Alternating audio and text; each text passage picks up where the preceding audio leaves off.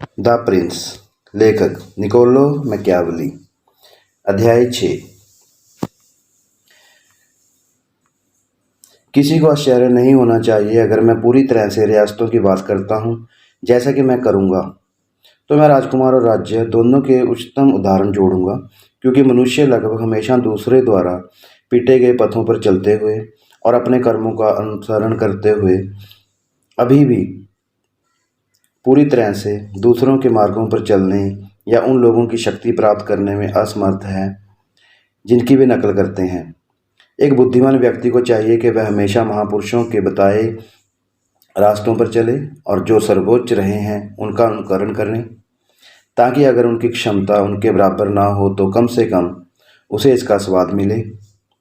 उसे चतुर धनुर्धारियों की तरह कार्य करने दें, जो उस निशान को हिट करने की योजना बना रहे हैं जो अभी तक बहुत दूर दिखाई देता है, और यह जानते हुए कि उनके धनुष की ताकत किस सीमा तक पहुंचती है, निशान से बहुत अधिक लक्ष्य लेते हैं, ना कि अपनी ताकत या तीर से पहुंचने के लिए इतनी ऊंचाई तक। इसलिए मैं कहता हूं कि पूरी तरह से नई रियासतों में जहां तक नया राजकुमार होता है, उन्हें रखने में कमोबेश कठिनाई होती है।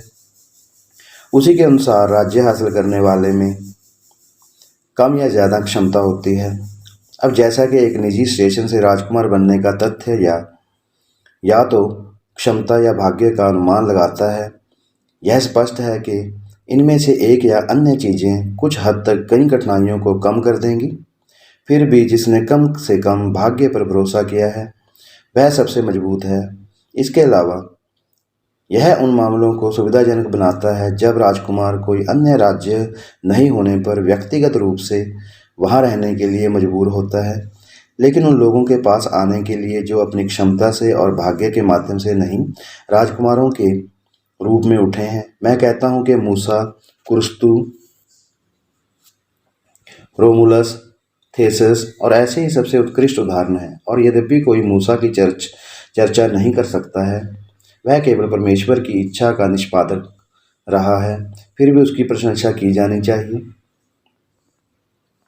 यदि केवल उस अनुग्रह के लिए उसने उसे परमेश्वर से बात करने के योग्य बनाया।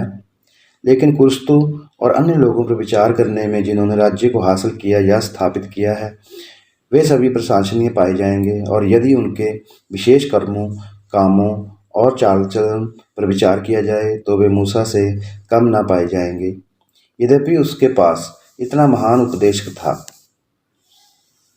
और उनके कार्यों और जीवन की जांच में कोई यह नहीं देख सकता है कि उनके पास अवसर से परे भाग्य के लिए कुछ भी बकाया है, जो उन्हें सामग्री को उस रूप से में ढालने के लिए लाया जो उन्हें सबसे अच्छा लग रहा था। इसलिए मूसा के लिए यह आवश्यक था कि वह मिस्र में इज़राइल के लोगों को मिस्रियों द्वारा गुलाम और उत्पीड़ित पाया जाए, ताकि वे उसका अनुसरण करने के लिए तैयार हो जाएं, ताकि बंधन से मुक्त हो सकें। यह आवश्यक था कि रोमुलस अल्बा में ना रहें और उसके जन्म के समय उसे छोड़ दिया जाए, ताकि वह रोम का राजा और पितृभूमि का संस्थापक बन जाए। यह आवश्यक था कि साइरस फारसियों को माद्रियों की सरकार से असंतुष्ट और मेदियों को अपनी लंबी शांति के माध्यम से नर्म और पवित्र पाएं।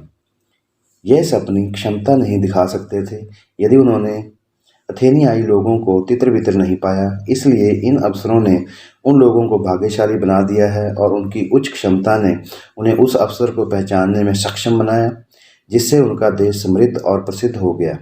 जो लोग वीरतापूर्वक राजकुमार बनते हैं, इन लोगों की तरह कठिनाइयों के साथ एक रियासत प्राप्त करते हैं, लेकिन वे इसे आसानी से रखते हैं।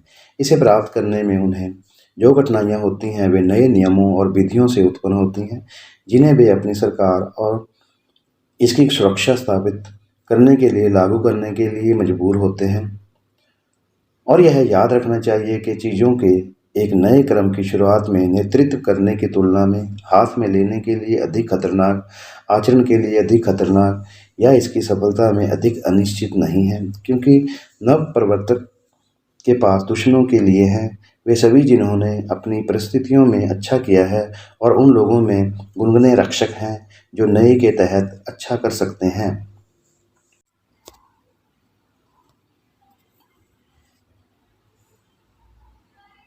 यह शीतलता आंशिक रूप से विरोधियों के भय से उत्पन्न होती है, जिनके पक्ष में कानून है, और आंशिक रूप से पुरुषों की अविश्वसनीयता से, जो नई चीज़ों पर तब तक विश्वास नहीं करते जब तक कि उन्हें उनका लंबा अनुभव ना हो जाए।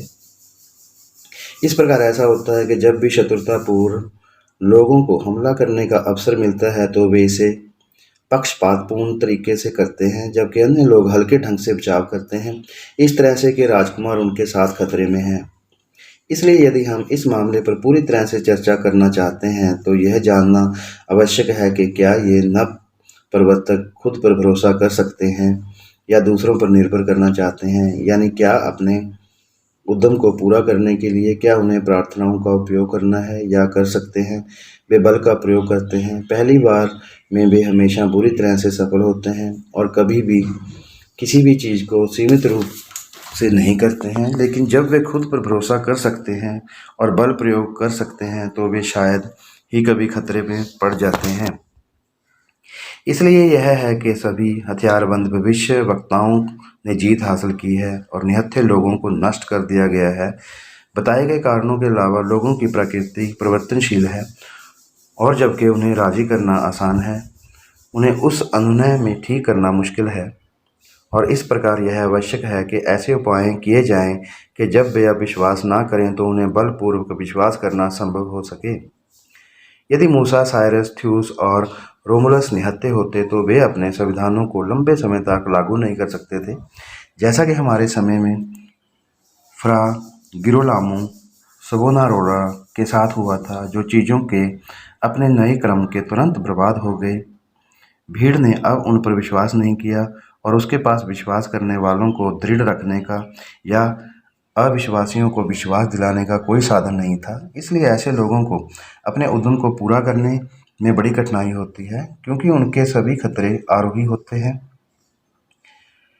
फिर भी वे अपनी क्षमता के साथ उन पर विजय प्राप्त करेंगे, लेकिन जब इन पर काबू पा लिया जाता है और जो लोग उनसे ईर्ष्या करते हैं उनकी सफलता नष्ट हो जाती है, तो उनका सम्मान होना शुरू हो जाएगा और वे बाद में शक्तिशाली, सुरक्षित, सम्मानित और खुश रहेंगे।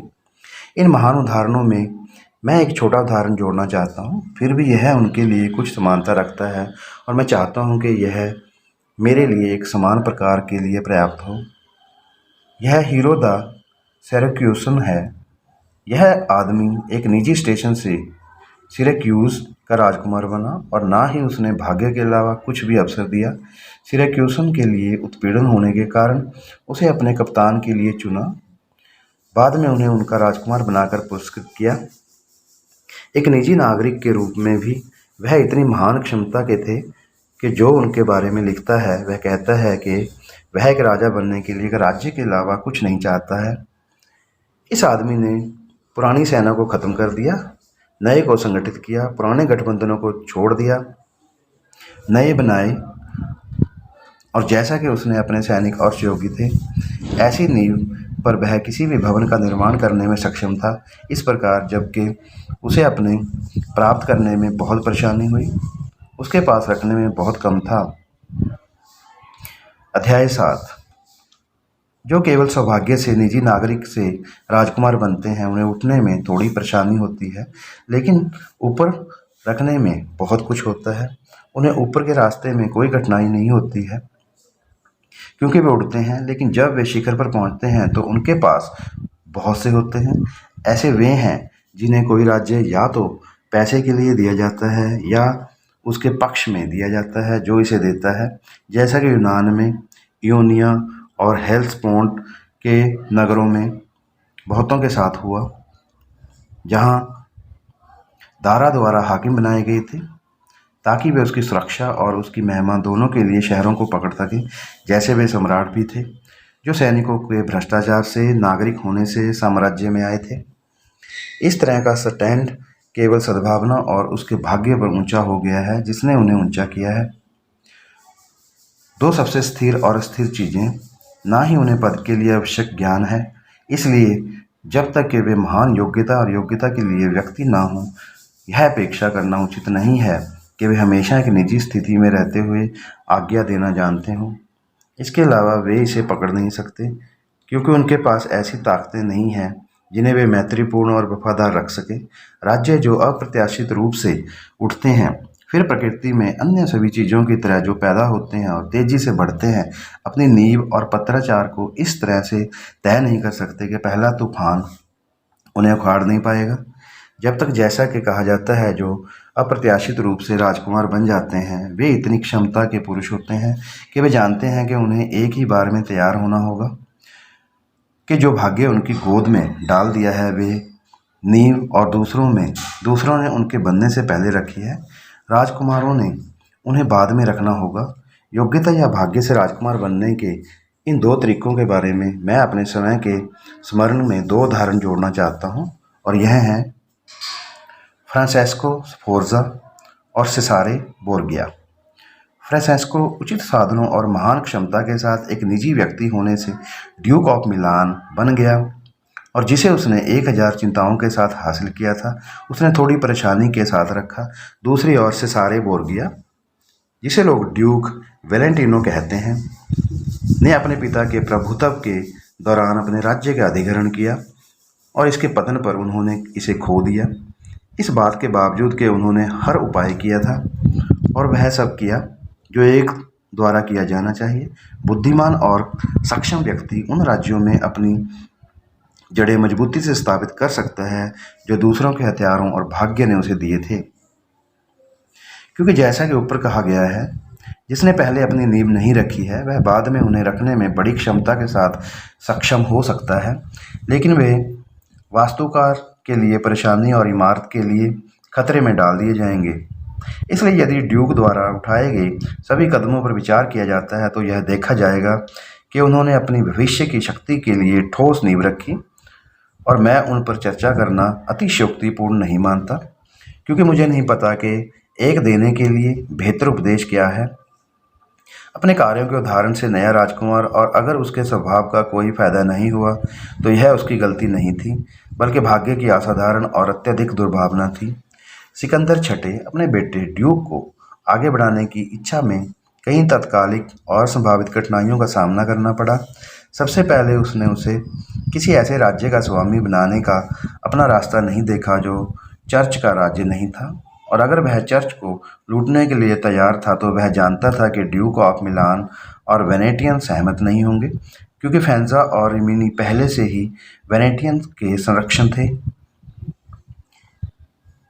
इसके अलावा उन्होंने इटली के हथियारों को देखा, विशेष रूप से जिनके द्वारा उनकी सहायता की जा सकती थी। हाथों में जो पोप, ओरसिनी और कोलोनेसी और उनके अनुयायियों के उत्थान से डरते थे, इसलिए उसे इस स्थिति को परेशान करने और शक्तियों को उलझाने के लिए, ताकि वह अपने राज्य के हिस्से का सुरक्षित रूप से मालिक बन सके, उसके लिए यह करना आसान था, क्योंकि उसने वेनेटियन को पाया जो अन्य कारणों से प्रेरित थे। फ्रांसीसियों को इटली वापस लाने के लिए इच्छुक वह न केवल इसका विरोध करेगा, बल्कि राजा लुई के पूर्व विवाह को भंग करके इसे और अधिक आसान बना देगा। इसलिए राजा विनीशियन की सहायता और सिकंदर की सहमति से इटली आया।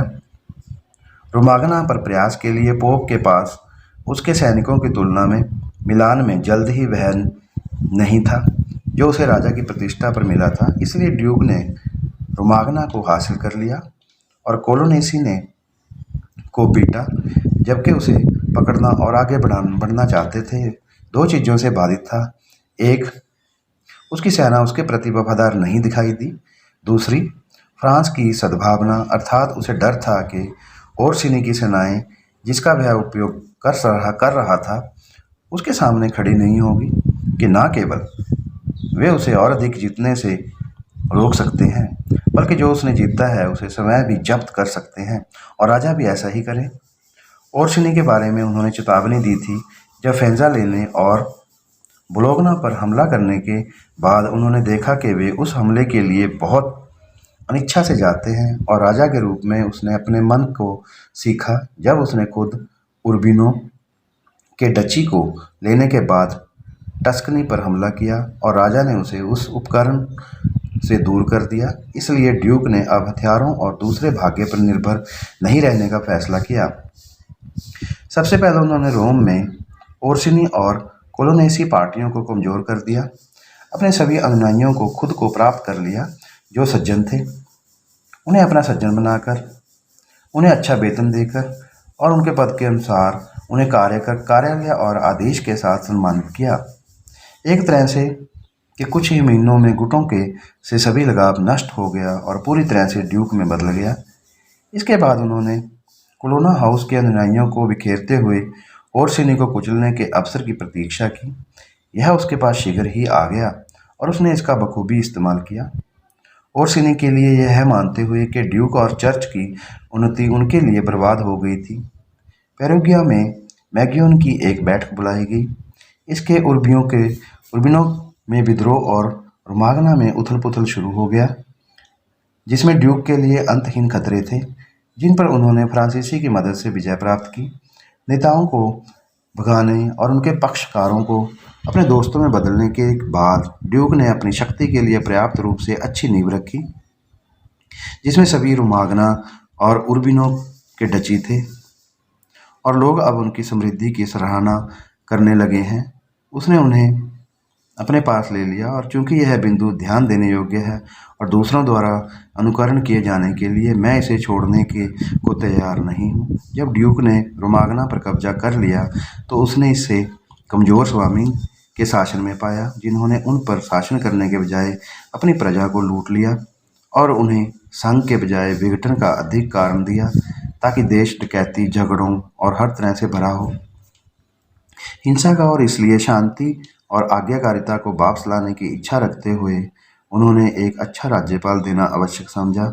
इसके बाद उन्होंने मैसर रामीरो डी आर्को को बढ़ावा दिया, एक तेज और क्रूर आदमी जिसे उसने पूरी ताकत दी। इस आदमी ने बहुत कम समय में सबसे बड़ी सफलता के साथ शांति और एकता बहाल की। बाद में ड्यूक ने माना कि इस तरह के अत्यधिक अधिकार प्रदान करना उचित नहीं था, क्योंकि उन्हें इसमें कोई संदेह नहीं था, लेकिन वह घृणित हो जाएंगे। इसलिए उन्होंने देश में एक उत्कृष्ट राष्ट्रपति के तहत न्याय की अदालत की स्थापना की, जिसमें सभी शहरों में उनके अधिवक्ता, और क्योंकि वह जानता था कि अतीत की गंभीरता ने समय के प्रति कुछ घृणा उत्पन्न की थी, इसलिए लोगों के मन में अपने आप को साफ करने के लिए और उन्हें पूरी तरह से अपने आप में हासिल करने के लिए वह यह दिखाना चाहता था कि यदि कोई क्रूरता का अभ्यास किया गया था तो उसने ऐसा नहीं किया था, उसके साथ उत्पन्न हुआ। लेकिन मंत्री की स्वाभाविक कठोरता में इस ढोंग के तहत उसने रामीरो को ले लिया और एक सुबह उसे मार डाला गया और सिसेना में प्याजे पर ब्लॉक और उसके पक्ष में एक खूनी चाकू के साथ छोड़ दिया गया। इस तमाशे की बर्बरता ने लोगों को तुरंत संतुष्ट और निराश कर दिया। लेकिन आइए हम वापस लौटते हैं जहां से हमने शुरुआत की थी। मैं कहता हूं कि ड्यूक अपने आप को पर्याप्त रूप से शक्तिशाली और आंशिक रूप से अपने तरीके से सशस्त्र होने के कारण तत्काल खतरे से सुरक्षित पा रहा है और अपने आसपास के क्षेत्रों में उन ताकतों को कुचल दिया है जो उसे घायल कर सकते हैं। यदि वह अपनी विजय के साथ आगे बढ़ना चाहता है, फ्रांस पर विचार करने के लिए आगे था, क्योंकि वह जानता था कि राजा, जो बहुत देर से अपनी गलती से अवगत था, उसका समर्थन नहीं करेगा। और इस तरह से उन्होंने नए गठबंधन की तलाश शुरू कर दी और फ्रांस के साथ उस अभियान के में अस्थायी रूप से काम करना शुरू कर दिया जो वह नेपल्स के राज्य की और स्पेनियों के खिलाफ बना रहा था, जो उनको घेर रहे थे। उनके खिलाफ खुद को सुरक्षित करने का उनका इरादा था और सिकंदर के जीवित रहने पर वह इसे जल्दी से पूरा कर लेता। वर्तमान मामलों के बारे में उनकी कार्यशैली ऐसी थी, लेकिन जहां तक भविष्य की बात है तो सबसे पहले तो उसे डर था कि चर्च का नया उत्तराधिकारी उसके अनुकूल ना हो और सिकंदर ने जो कुछ उसे दिया था वह उसके लेने की कोशिश कर सकता है। इसलिए उसने 4 तरीकों से कार्य करने का फैसला किया। सबसे पहले उन प्रभुओं से परिवारों को नष्ट करके जिन्हें उन्होंने नष्ट कर दिया था, ताकि पोप से उस बहाने को दूर किया जा सके। दूसरे, रोम के सभी सज्जनों को अपने आप में जीत कर, ताकि उनकी सहायता से पोप पर अंकुश लगाया जा सके, जैसा कि देखा गया है। तीसरा, कॉलेज को और अधिक अपने को परिवर्तन करके। चौथा, पोप के मरने से पहले इतनी शक्ति प्राप्त करके कि वह अपने उपायों से पहले झटके का विरोध कर सके। इन 4 चीज़ों से सिकंदर की मृत्यु के समय उसने 3 को पूरा कर किया था, क्योंकि उसने जितने अधिकार से वंचित किए गए सरदारों को हाथ लगाया था, उनमें से बहुतों को उसने मार डाला था और कुछ बच निकले थे। उन्होंने रोमन सज्जनों पर जीत हासिल की थी।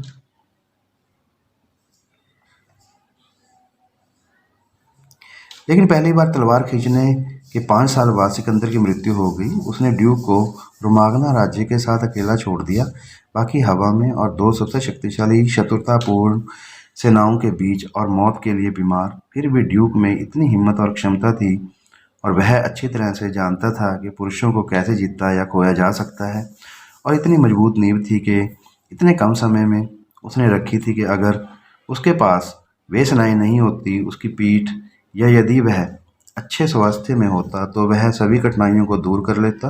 और यह देखा गया है कि उसकी नींव अच्छी थी, क्योंकि रोमागना ने 1 महीने से अधिक समय तक उसकी प्रतीक्षा की थी।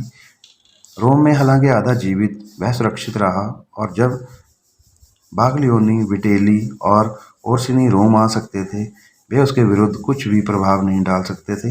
यदि वह पोप को वह नहीं बना सकता था जिसे वह चाहता था, कम से कम जिसे वह नहीं चाहता था, वह निर्वाचित नहीं होता।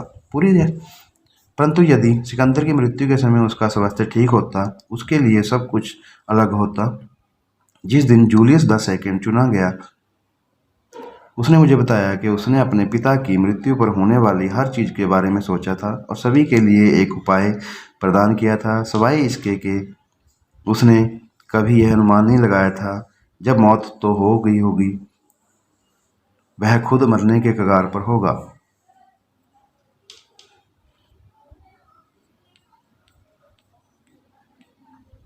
जूलियस II के चुनाव के लिए केवल उन्हें ही दोषी ठहराया जा सकता है जिसमें उन्होंने एक बुरा चुनाव किया, क्योंकि जैसा कि कहा जाता है, अपने दिमाग में पोप का चुनाव करने में सक्षम नहीं होने के कारण वह किसी अन्य को पोप चुने जाने से रोक सकते थे और उसे किसी भी कार्डिनल के चुनाव के लिए कभी भी सहमति नहीं देनी चाहिए जिसे उसने घायल कर दिया था, या यदि वे पोंटिफ बन गए तो उससे डरने का कारण था। पुरुषों के लिए या तो डर या नफरत से चोट लगती है। जिन लोगों को उसने घायल किया था उनमें सैन पिएत्रो एंड विनिकुला, कोलोना, सैन जॉर्जिया और एस्नानियो शामिल थे। बाकी पोप बनने में उससे डरना पड़ा। रुएन और स्पेनियों को छोड़कर उत्तरार्ध उनके संबंधों और दायित्वों से पूर्व उनके प्रभाव से फ्रांस के राज्य के साथ उनके संबंध थे। इसलिए सबसे ऊपर ड्यूक को एक स्पेनियार्ड पोप बनाना चाहिए था और उसे विफल करते हुए उसे रुएन से सहमत होना चाहिए था, ना कि सैन पिएत्रो एड विनोकुला से। वह जो मानता है कि नए लाभ महान व्यक्तियों को पुरानी चोटों को भूलने का कारण बनेंगे, धोखा दिया जाता है। इसलिए ड्यूक ने अपनी पसंद में गलती की और यह उसके अंतिम विनाश का कारण था। धन्यवाद। आपका दिन मंगलमय हो।